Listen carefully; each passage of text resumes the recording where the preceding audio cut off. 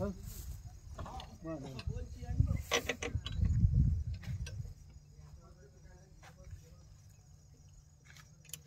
ওই হলো না কি ডবল ওয়াশার দে আর একটা ওয়াশার আছে ওটা দে ওই পুরানো ওয়াশারটা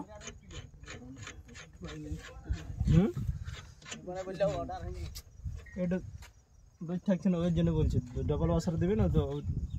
ঠিক করে থাকবে সাবান লাগবে না না